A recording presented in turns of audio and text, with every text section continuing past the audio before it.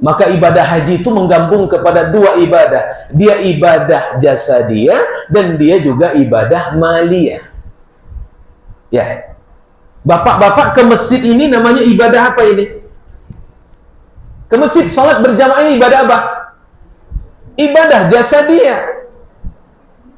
Pakai bayar. Barang siapa yang sholat maghrib dan isya berjamaah, bayar DP 20.000. Ada? Nggak ada DP-nya. Nggak pakai bayar. Gitu. Ini namanya ibadah jasadiyah. Ada ibadah yang disebut ibadah maliyah. Infak, sedekah, zakat, wakaf. Itu ibadah maliyah. Nah, haji itu menggabung dua itu, Bapak Ibu. Assalamualaikum warahmatullahi wabarakatuh.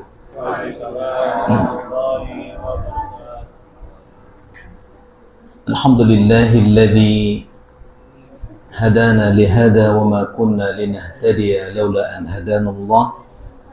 Asyhadu an la ilaha illallah wahdahu la syarika lah wa asyhadu anna Muhammadan abduhu wa rasuluhu la nabiyya ba'da. Rabbi israh li sadri wa yassir li amri wahlul 'uqdatam min lisani yafqahu qawli. Wa qala Allah ta'ala fil Qur'anil Karim, A'udzu billahi minasy syaithanir rajim. Bismillahirrahmanirrahim. Wa idh qala Ibrahim rabbi ij'al hadza baladan amina. رب اجعل هذا بلدا آمنا وارزق أهله من الثمرات من آمن بالله واليوم الآخر قال ومن كفر فأمتئه قليلا ثم أضطره إلى عذاب النار وبئس المصير. Shadaqallahul adzim. Imam yang kita hormati, para orang tua kita, jadi pandai tokoh masyarakat, kaum muslimin wal muslimat yang dimuliakan Allah. Bersyukur kita kepada Allah, alhamdulillah di malam yang berbahagia ini kita diberikan nikmat sehat wal afiat serta nikmat hidayah sehingga kita bisa hadir dalam majlis yang Allah muliakan ini insyaallah. Salawat dan salam kepada Rasulullah sallallahu alaihi wasallam. Allahumma salli ala sayyidina Muhammad wa ala ali Muhammad. Assalamu alayka ya Rasulullah.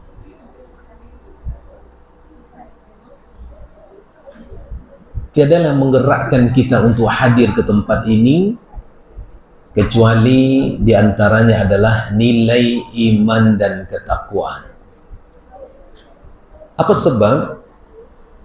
Iman dan ketakwaan itulah yang membuat kita bersemangat untuk beribadah kepada Allah, sehingga kita bisa meninggalkan aktivitas kita di rumah. Mungkin jarak musola dengan rumah kita berjauhan pun bisa menjadi dekat gitu. Tapi bagi saudara-saudara kita yang mungkin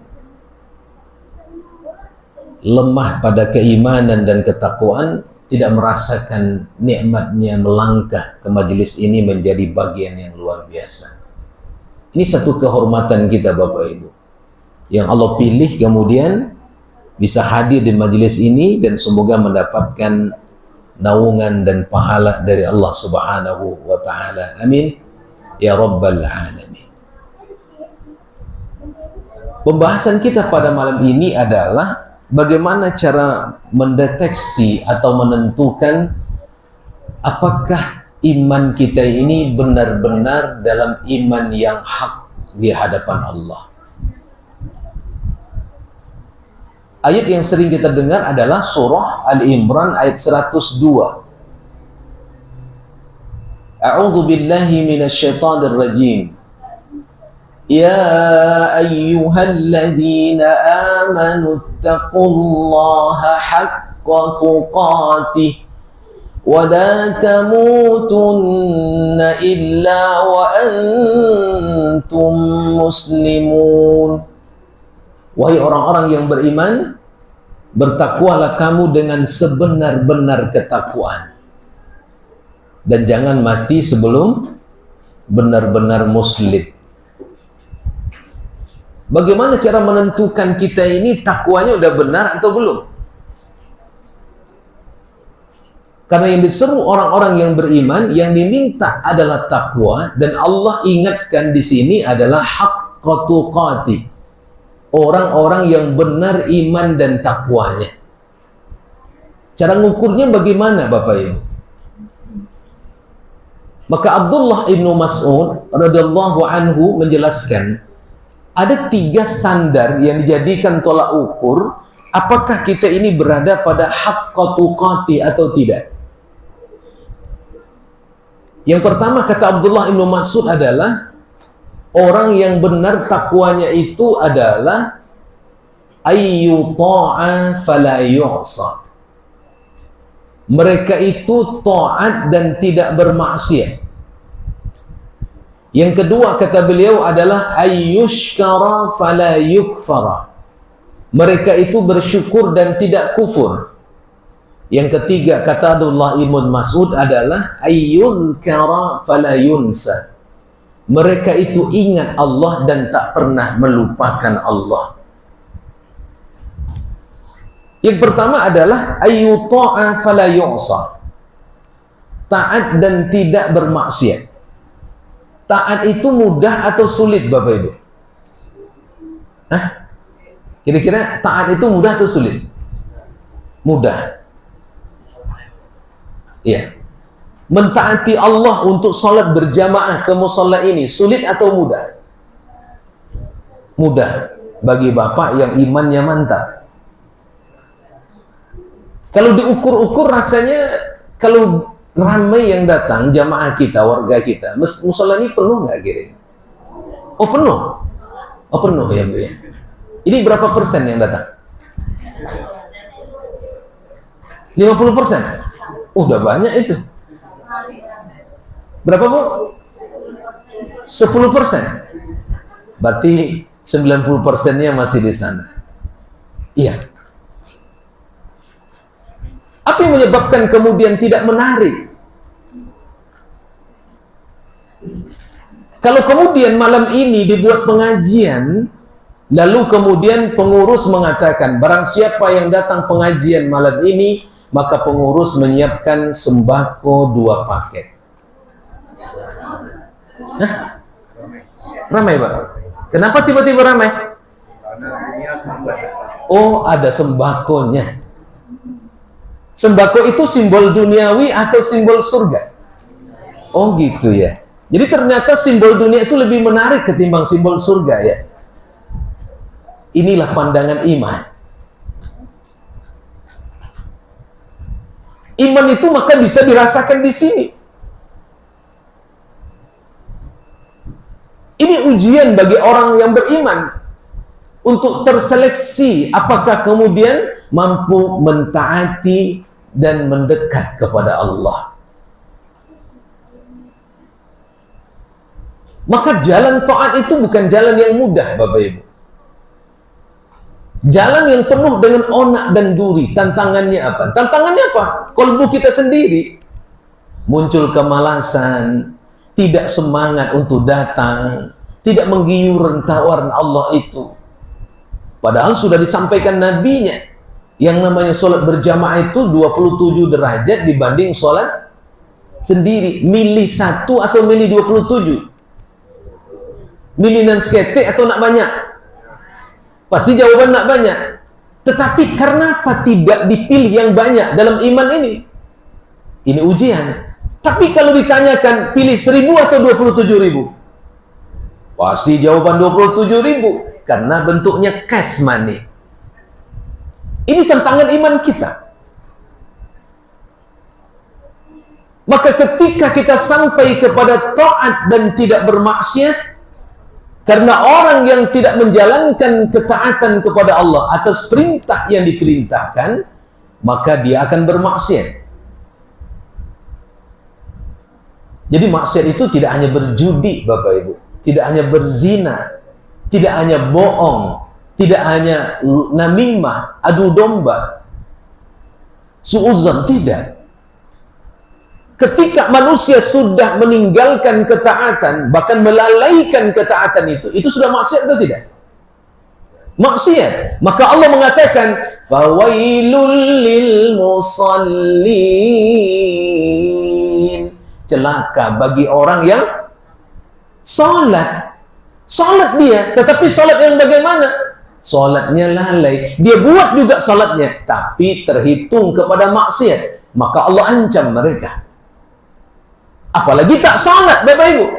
Ini masih salat ini, tapi mereka lalai pada waktunya, lalai pada salatnya, lalai pada amal salatnya, maka mereka disebut orang-orang yang wailun, celaka mereka.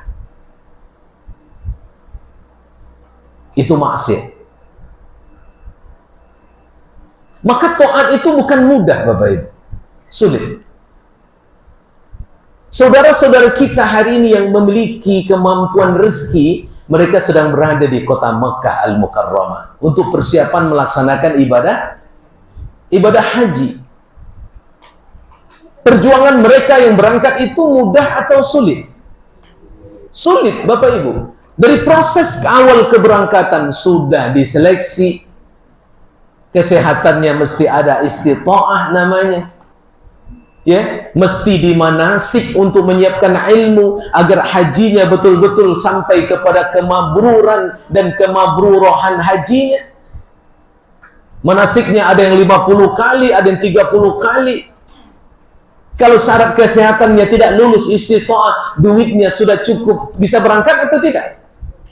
Nggak bisa berangkat. Itu ujian sebelum berangkat. Ketika sudah berangkat di tanah suci, lebih berat lagi nggak ujiannya? Ujian. Maka ibadah haji itu menggabung kepada dua ibadah. Dia ibadah jasadiyah dan dia juga ibadah maliyah. Ya. Bapak-bapak ke masjid ini namanya ibadah apa ini? Ke masjid, sholat berjamaah ini ibadah apa? Ibadah jasadiyah. Pakai bayar. Barang siapa yang sholat maghrib dan isya berjamaah, bayar DP 20.000. Ada? Nggak ada DP-nya. Nggak pakai bayar. Gitu. Ini namanya ibadah jasadiyah. Ada ibadah yang disebut ibadah maliyah. Infak, sedekah, zakat, wakaf. Itu ibadah maliyah. Nah, haji itu menggabung dua itu, Bapak Ibu. Dia ibadah maliyah juga, dia ibadah jasadiyah juga. Kalau dia seorang berangkat, dia 40 sekian, hampir 50 juta. Tambah lagi, fisiknya juga ikut ke sana. Itu namanya ibadah haji menggabung kepada dua. Maka ibadah haji disebut ibadah jihad. Ya Bapak Ibu. Ayanda yang sudah haji. Tahu ini tahun berapa ya? Tak ingat lagi tuh. Tahun 2005. Masih terbayang perjuangannya ayah? Masih. Saya agak tahun tinggi sedikit ayah. 2022. Katanya haji yang paling longgar setelah COVID. Cuman 1 juta jamaah. Ya, sudah longgar begitu pun perjuangan fisiknya juga luar biasa. Apalagi di tengah jutaan kaum muslimin yang hari ini banyak yang tua-tua berangkat. Di saat kami berangkat umurnya mesti di bawah 65 tahun. Di atas 65 tak boleh berangkat. Ya kan? Secara fisik berarti lebih kuat-kuat enggak secara fisik? Iya. Tetapi ujian di sana Masya Allah. Ujian di sana terkadang Allah beri keajaiban. Yang fisiknya kuat bisa menjadi lemah, yang lemah bisa menjadi kuat. Ya Bapak Ibu. Makanya dikuatkan dengan imannya. Kalau imannya sampai, Maka orang yang membawa fisik yang tangguh tapi imannya tak kuat, maka boleh jadi lemah di sana. Orang yang membawa iman yang kuat walaupun fisiknya lemah, boleh jadi kuat di sana. Saya bawa jamaah umroh, ya, karena alhamdulillah selalu berangkat bawa jamaah, ya Bapak Ibu.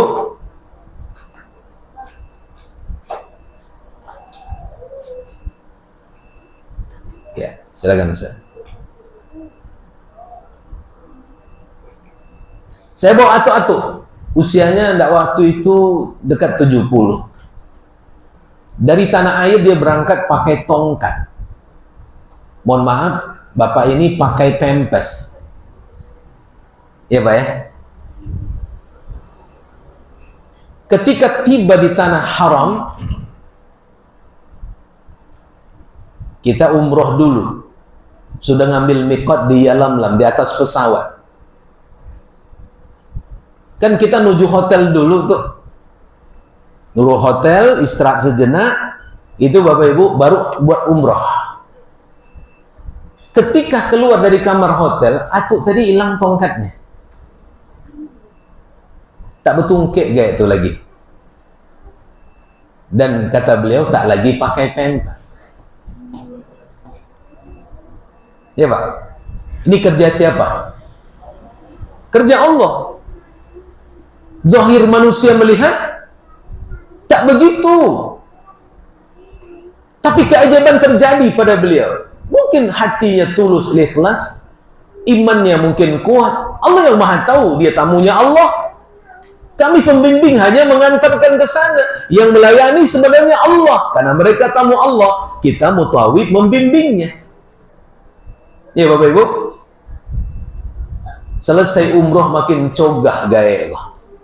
Tahu makin cogah?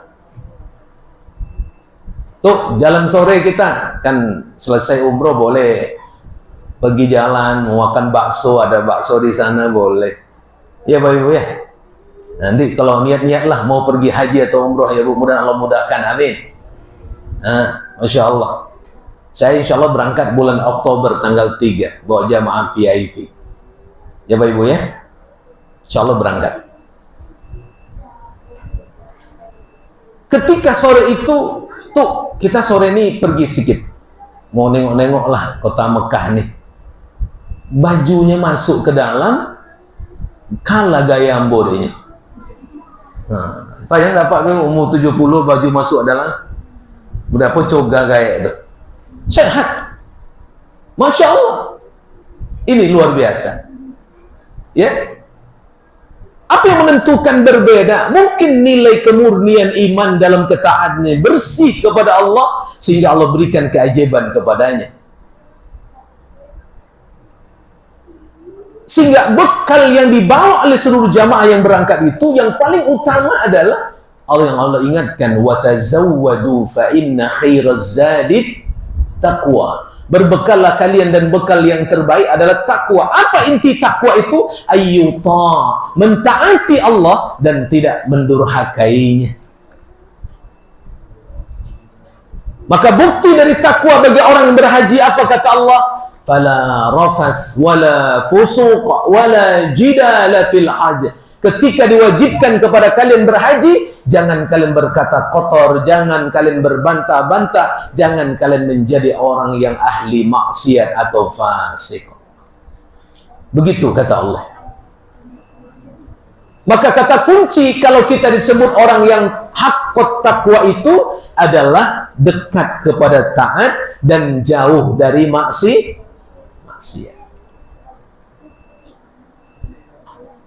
Kira-kira perintah Allah itu untuk dilaksanakan atau untuk diabaikan? Baru sempurna. Maka bab kajian tentang ketaatan di bulan Zulhijjah, Zulqa'dah dan memasuki Zulhijjah ini, kita sedikit menggambarkan bagaimana kekuatan ketaatan para anbiya wal mursalin. Wabil khusus Allah ingin, ya, Allah menunjukkan kepada kita bagaimana sejarah Nabiullah Ibrahim dan ahli keluarganya. Ya Bapak Ibu, Nabi Ibrahim bertahun-tahun berdoa ingin punya anak. sampai menyebutkan 80 tahun berdoa, tak kunjung punya anak. Akhirnya istri yang tua mengizinkan Ibrahim untuk mengambil seorang wanita yang merupakan khadimatnya.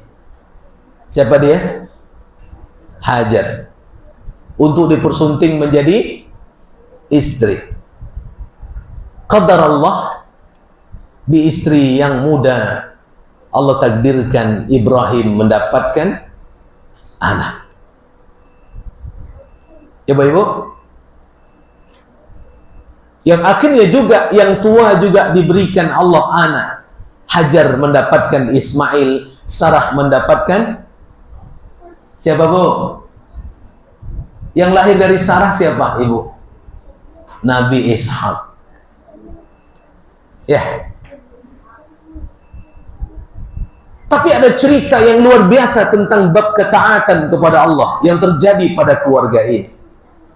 Bapak Ibu, singkat cerita, ketika Hajar itu hamil, begitu hebatnya hati Hajar menjaga perasaan Sarah agar Sarah tak cemburu, maka kehamilannya dia sembunyikan.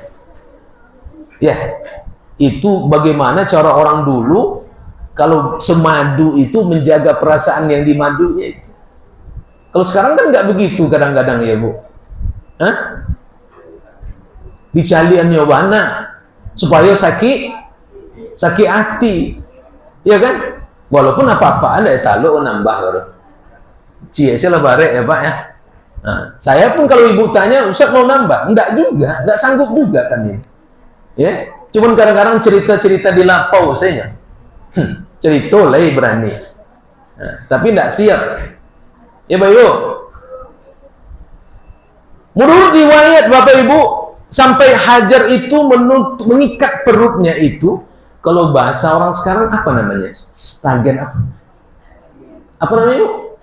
Stagen gitu ya? Korset atau ini salah sobik payah loh kok? Korset. Nah, kalau salah sobik kloset, belum tersobik. Iya kan? Korset. Menurut riwayat, dialah Hajar wanita pertama yang pakai itu. Kenapa dia pakai? Agar perutnya nggak terlihat lebih besar, agar jangan ternampak oleh Sarah. Namun yang namanya orang hamil, perut ini tambah ketek, tambah gadang, tambah bosok, tak bisa juga disembunyikan. Akhirnya ketahuan juga. Ya Bapak Ibu, sampai kemudian Ismail dilahirkan oleh Hajar, maka Allah kemudian ingin menyelamatkan. Maka apa perintahnya Allah kepada Ibrahim? Engkau harus pisahkan istrimu.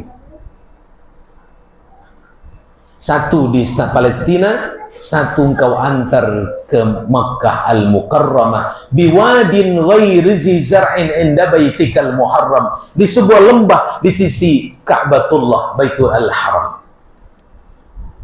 Maka saat itu Ibrahim berkata kepada Hajar istrinya, karena dapatkan ya wahyu dari Allah.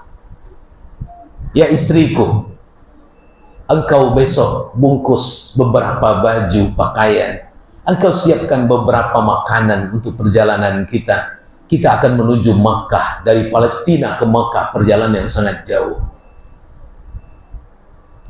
Ketika disuruh oleh suaminya, apakah Hajar di waktu itu bertanya kepada suaminya?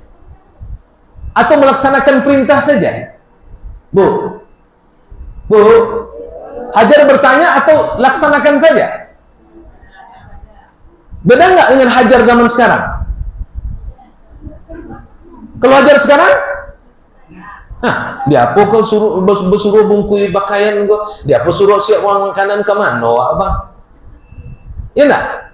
Hajar dulu tidak. Dia cuma laksanakan perintah suaminya. Pasti suaminya menyuruh yang terbaik karena dia tahu suaminya orang baik.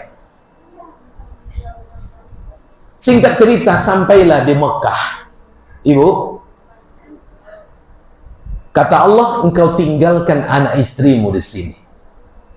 Diturunkan Hajar dan Ismail. Ismail kecil atau besar? Masih kecil Bapak Ibu. Disitulah Hajar baru bertanya, Kalau bahasa kita, kok orang Minang lainnya, itu bahasa Minangnya. Udah, bah kok udah tinggal kami di siko. Nah, kok orang Minang. Ya kan? Kenapa abang tinggalkan kami berdua di tempat ini? Ibrahim tak sanggup mengangkat kepala untuk menjawab. Tertegun aja Ibrahim. Karena kalau menurut hati, Ibrahim sedih nggak meninggalkan anak istrinya di situ? Ya sedih, dia manusia biasa. Baru yang ketiga kali Hajar merubah kalimat pertanyaannya. Apa kata Hajar? Wahai suamiku, apakah engkau meninggalkan kami berdua di sini atas perintah Allah? Coba lihat. Apakah engkau meninggalkan kami berdua di lembah ini, sisi Baitullah ini, atas perintah Allah? Baru Ibrahim angkat kepala. Iya, benar. Allah yang suruh meninggalkan kalian berdua di tempat ini. Coba apa kata Sarah, kata Hajar? Kalau memang Allah yang suruh abang, dak apa-apa, dak ba'a, tinggalkanlah kami berdua di sini. Pulanglah engkau kembali ke Palestina, ke tempat Sarah. Ledo pedusi dan modeko zaman kini. Bu, bu, kok tiba di ibu dan mau ditubah kata ibu? Bore. Hah? Bako galak ibu? Apakah di waktu itu ada yang menemani Hajar dan Ismail? Tidak ada. Apakah sudah ada orang lain di tempat itu? Tidak ada. Apakah tempat itu sudah biasa dikenal oleh Hajar? Belum pernah tahu. Apakah ancaman untuk kemudian anaknya tidak selamat sedang mengintai? Iya, boleh jadi serigala yang akan siap menerkam anaknya. Bekal seadanya, suami akan berangkat pergi meninggalkan anak istrinya. Ibrahim tak sanggup menoleh ke belakang. Ibrahim hanya mampu berdoa kepada Rabb. Wa idh qala Ibrahim Rabbi ja'al hadha baladan amina warzuq ahlahu minas samarat man amana billahi wal yawmil akhir, ila akhir ayat. Dalam surah Al-Baqarah disebutkan Allah Subhanahu wa taala. Apa kata Allah Subhanahu wa taala? Ibrahim berdoa, ya Rabb, jadikan negeri di mana anak istriku aku tinggalkan menjadi negeri yang aman. Warzuq ahlahu minas samarat, berikan dia karunia rezekimu ya Allah dari rezeki minas samarat, buah-buahan. Man amana billah, siapa saja mereka nanti yang masuk ke negeri ini tapi mereka beriman kepada Allah dan Rasulnya, beriman, man amana billahi wal yawmil akhir, beriman kepada Allah dan hari akhir, maka jamin mereka. Anak istrinya beriman nggak kepada Allah? Saking imannya bagaimana? Tinggalkan kami berdua di tempat ini. Ini ujian taat atau tidak taat? Ini ujian taat tingkat puncak tinggi. Meyakinin Allah yang betul-betul menyuruh, yang apabila Allah menyuruh pasti Allah menjamin. Ya Pak Ibu? Yakin? Yakin? Masukkan betul ke hati kita. Apakah doa Nabi Ibrahim ini langsung dikabul sama Allah? Bapak Ibu?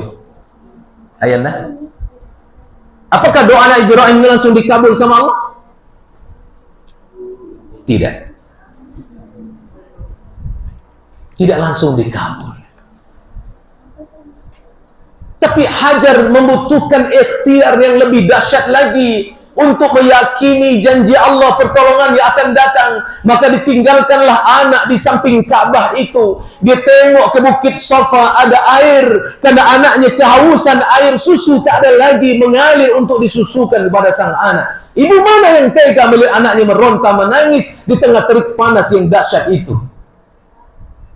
Kita berdua saja, suami sudah meninggalkan kita. Siapa tempat pertolongan? Allah. Dia tengok bukit Safa ada air, dikejar ke atas. Tiba di atas, tak ada air. Sampai di atas, Hajar membelokkan lagi pandangan dan badannya ke arah Ka'bah. Dia tengok lagi anaknya, apakah anaknya masih ada atau tidak. Ternyata anaknya masih ada. Itu makanya kita disunnahkan kalau sudah sampai di bukit Safa, arahkan pandangan dan badan kita ke arah Ka'bah dan berdoa. Sudah umroh itu? InsyaAllah Allah mudahkan umroh, amin. Haji juga, amin. Ya. Jangan nanti bilang begini, Rasul tak mungkin, Ustaz. Saya selalu meluruskan pemahaman itu. Rasanya nggak mungkin, Ustaz. Tinggal di rumah petak, malah kan bisa umroh. Itu perasaan kita. Itu akal kita. Kalau bagi Allah, saya ngisi kajian umroh, sekali diundang sama Pak RT di tempat saya, masih di Ar-Rahman waktu itu, tinggalnya. Saya imam di Masjid Ar-Rahman, saya tinggal di masjid itu, masih ada rumah dinas waktu itu, saya masih tinggal di situ. Ustaz tolong isi kajian umroh, Walimatus Safar umroh. Ada warga kita yang mau berangkat. Ya. Saya ke belakang. Dia agak belakang rumahnya. Saya masuk, mohon maaf Bapak Ibu, rumahnya sederhana sekali. Ini kacanako namanya. Lebih banyak besinya, lebih perkacanya lagi. Kacau lah, banyak tangga. Rumahnya udah mulai ya Rob gitu ya. Rumah tua. Kalau dilihat pada rumahnya, rasanya nenek nggak mungkin umroh. Paham maksudnya? Lalu selesai saya ceramah, berceritalah anaknya. Ustaz, nenek ini, emak ini dapat hadiah umrah. Siapa yang menghadiahkan umrah? Dulu emak ini, di waktu dia agak, dulu masih muda, masih anaknya masih kecil-kecil, ada rumah kos di sampingnya. Samping rumah nenek ini ada rumah kos. Adalah anak kampung dulu ngekos di situ, yang hidup ekonominya agak susah. Nenek ini suka kalau anak kos ini kurang beras atau kurang air, kurang lauk, diantarlah ke kos ini. Gitu. Ya Bapak ya?